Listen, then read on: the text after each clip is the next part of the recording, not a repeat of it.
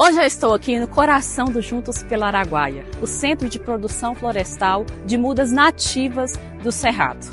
Aqui, por todos os lugares que você olha, você vê vida.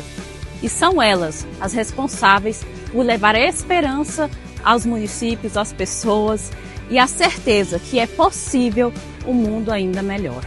E é com muito prazer que eu irei apresentar para vocês a equipe de profissionais que cuidam dessas 160 mil mudas que tem aqui no Centro de Produção hoje, até que elas sejam levadas para o campo e sejam plantadas. Meu nome é Bruno.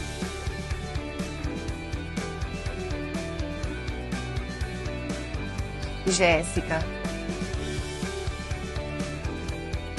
Osmar.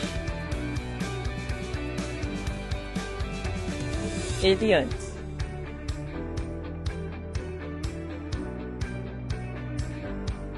Bem-vindo.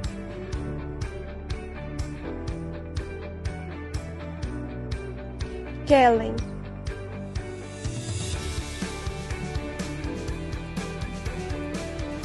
Rony Blake.